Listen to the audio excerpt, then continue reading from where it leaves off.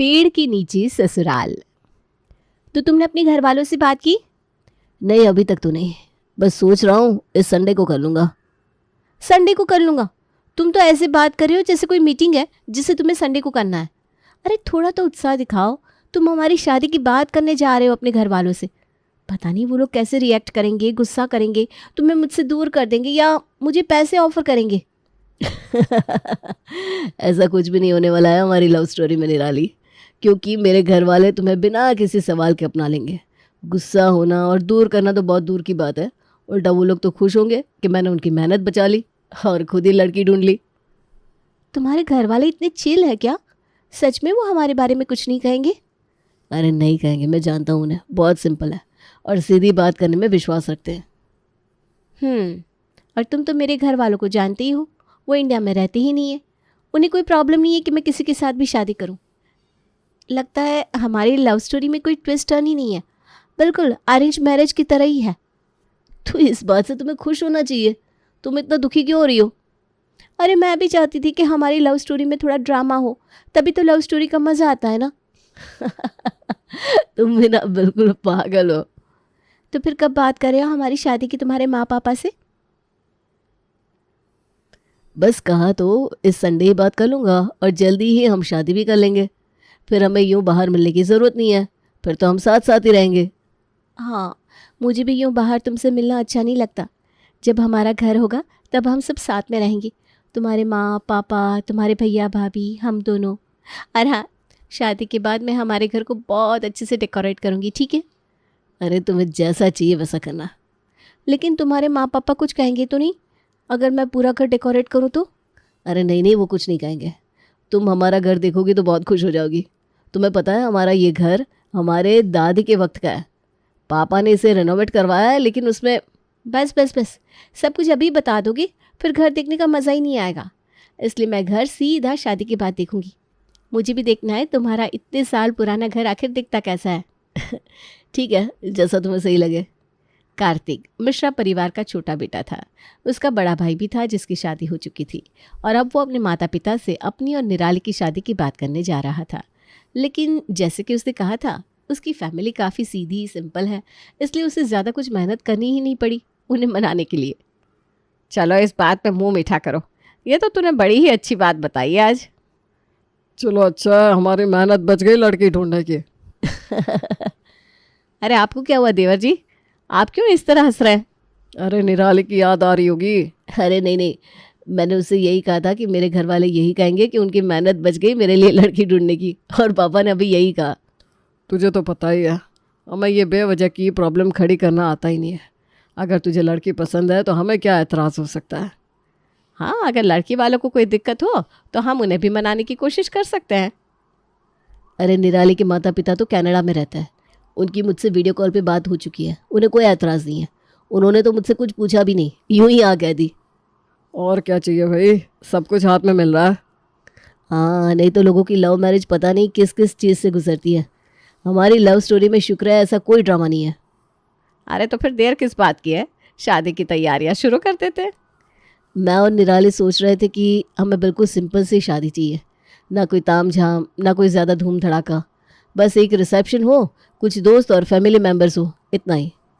कोई बात नहीं बेटा, जैसा तुम दोनों को अच्छा लगेगा हम वैसे ही शादी करवाएंगे। तुम दोनों बिल्कुल भी चिंता मत करो। तो फिर ठीक है, मैं निराली को ये खुशखबरी दे देता हूँ। हाँ, उसे खुशखबरी देने से पहले तुम्हें याद है ना हमें किसका आशीर्वाद लेना है। जी पापा, चलिए सबसे पहले उनका आशीर्वाद ले लेते हैं। चलो तो फिर सब लोग साथ में ही चलते हैं। हाँ हाँ, आइए सब। आखिर किसका आशीर्वाद ले रहे थे मिश्रा परिवार? आप भी यही सोच रहे हैं ना?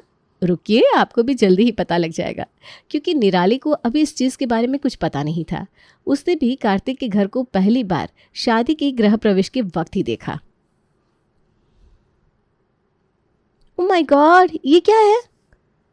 ये बरगद का पेड़ है बहू, तुम्हें नहीं पता?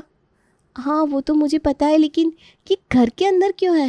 ये कितना बड़ा है? पूरे घर के आंगन के बीचों बीच में क्यों है ये बरसों से यही है बहू, ऐसा समझ लो कि हमारे घर का ही एक हिस्सा है, सदस्य है। हाँ, जब मैं भी पहली बार यहाँ शादी करके आई थी ना, तब मुझे भी अजीब लगा था लेकिन अब तो मुझे भी इसकी आदत सी हो गई है। आदत क्यों? मुझे लगता है कि इस पेड़ को। अरे निराली, पहले गृह प्रवेश तो कर लो, उसके बाद बातें होती रहेगी, है ना? हाँ बहू, आओ, ये चावल का कलश गिरा दो और अपने ससुराल में अपना पहला कदम रखो, आओ। जी। निराली को पता था कि कार्तिक ने उसकी बात को जानबूझकर काट दिया था बीच में, इसलिए निराली कार्तिक से थोड़ी नाराज भी थी। कमरे में आने के बाद कार्तिक निराली को मनाने की कोशिश करने लगता है। मैं जानता हूँ तुम मुझसे नाराज़ हो। जानती हो तो मुझे कहने क्यों नहीं दिया जो मैं कहना चाहती थी? क्योंकि निराली वो सही नहीं लगता। बरगद का पेड़ हमारे घर में बरसों से है, हम उसी के साथ बड़े हुए हैं और पापा को उससे बहुत प्यार है।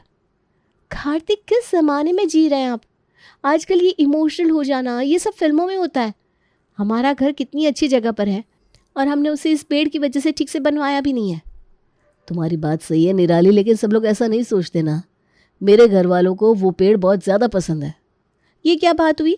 पसंद है तो कटवाएंगे नहीं? ये देखो, हमारे कमरे की दीवारों तक में ये जड़ें आ रही हैं। तो तुम कैसे कह सकते हो कि उन्हें पसंद है इसलिए पूरे घर को ख़राब होने दे? देखो, आज तुम्हारा पहला दिन है अपने ससुराल में और तुम हो कि हमारे बारे में सोचने की बजाय ये सब सोच रही हो। क्योंकि अब ये मेरा भी घर है कार्तिक, इसलिए मुझे भी रहना है इस घर में, तभी तो मैं इस बारे में कह रही हूँ। मैं भी तो इस घर की बहू हूँ ना, तो मेरा हक नहीं बनता क्या? अरे तुम्हारा पूरा हक है निराली, लेकिन आज नहीं। प्लीज़, तुम कुछ दिन रहोगे ना इस घर में तो तुम्हें भी आदत हो जाएगी इस घर की। विश्वास करो मेरा। और प्लीज़ अब इस बारे में आगे कोई बात नहीं। ठीक है। निराली ने कह तो दिया था कि ठीक है, लेकिन निराली को अपने ससुराल वालों की पेड़ के नीचे घर होने की बात कुछ खास पसंद नहीं आ रही थी। निराली रसोई में जा रही थी, तभी पेड़ के ऊपर बैठे पक्षी ने उस पर कचरा फेंक दिया। अरे ये पक्षी घर के अंदर क्या कर रहा है? अरे बहू, वो पेड़ है ना घर में, तो पक्षी तो आते ही है। इस वजह से मेरी ड्रेस खराब हो गई। आज मेरा पहला दिन था, इसलिए मैंने अपनी फेवरेट ड्रेस पहनी थी, वो भी इस पेड़ की वजह से ख़राब हो गई। अरे कोई बात नहीं, तुम ड्रेस बदल कर आ जाओ, ये मुझे दे दो, मैं साफ़ कर देती हूँ। इस पेड़ के यहाँ होने से कितने सारे पक्षी आते होंगे, पूरा घर भी गंदा करते होंगे। आप लोग कैसे सहन कर लेते हैं? मैं तुम्हारी बात को समझता हूँ बहू, लेकिन जिस तरह ये हमारा घर है उसी तरह पेड़ पक्षियों का भी घर होता है, हम उन्हें कैसे रोक सकते हैं? अरे पेड़ कटवा कर, और क्या? मुझे तो समझ में नहीं आ रहा, आप सबने इस पेड़ को इस घर में रखा ही क्यों है?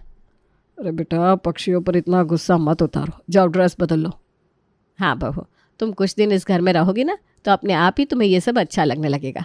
ये पक्षियों का चहकना, आंगन में आ रही पेड़ की ठंडी ठंडी हवा, ये खिसकोलियाँ, सब कुछ। ऐसा कुछ नहीं होने वाला मम्मी जी। सच बताऊँ तो मुझे लगता है कि हम बेवकूफ़ी कर रहे हैं इस पेड़ को यहाँ रख कर। निराली प्लीज़ अब जाओ और ड्रेस बदल कर आ जाओ। लेकिन मैंने कुछ गलत तो नहीं कहा। मैंने कहा ना ड्रेस बदल कर आ जाओ, तब तक हम सब नाश्ते पर तुम्हारा इंतज़ार कर रहे हैं।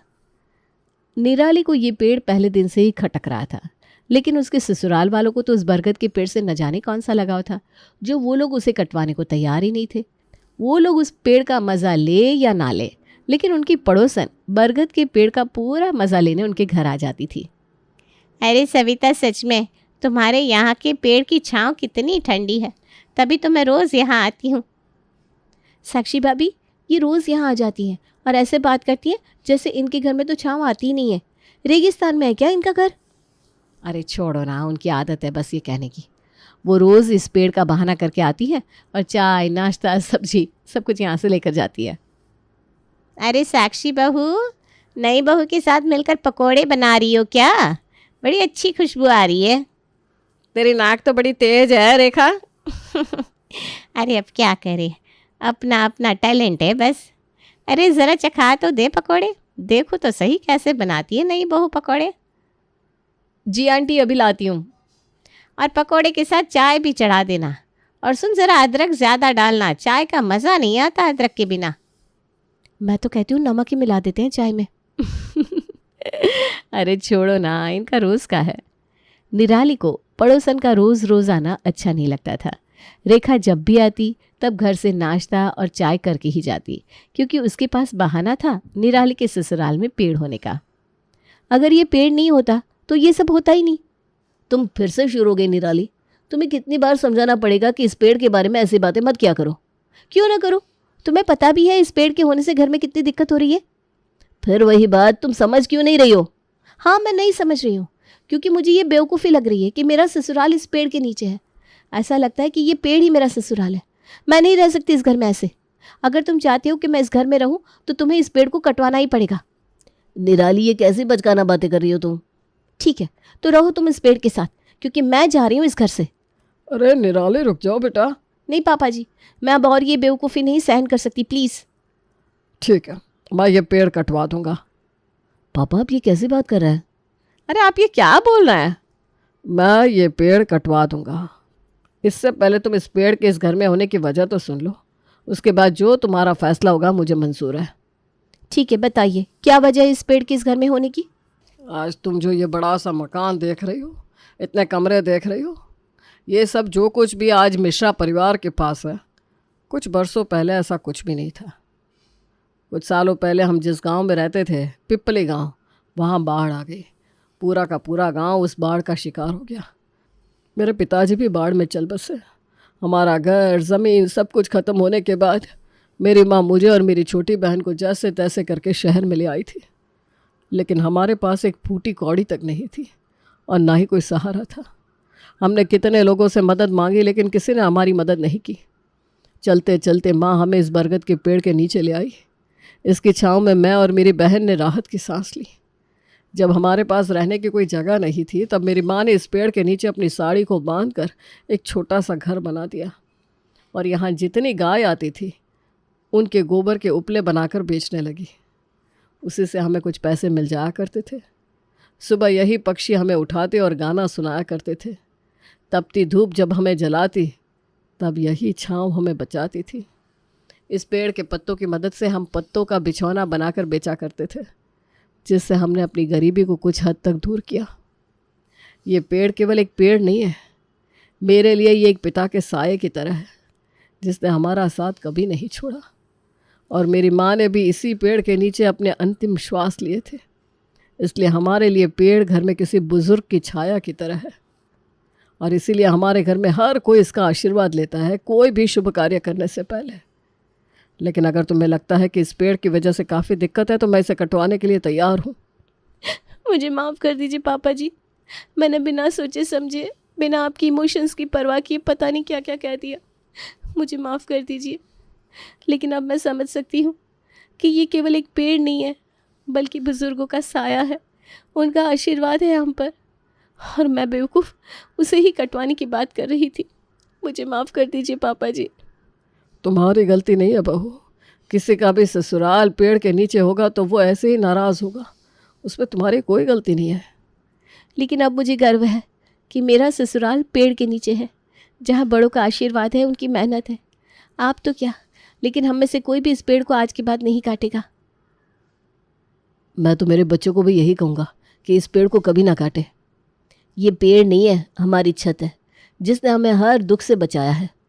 पापा जी, आज मैं भी इनसे आशीर्वाद लेना चाहूँगी और यही आशा करूँगी कि आप सबकी तरह ये भी मुझे दिल से अपनाएंगे। ये देखो कैसे पत्ते गिर रहे हैं, इसका मतलब इन्होंने भी तुम्हें अपना लिया है। चलो आज सब मिलकर इनसे आशीर्वाद लेते हैं, आओ।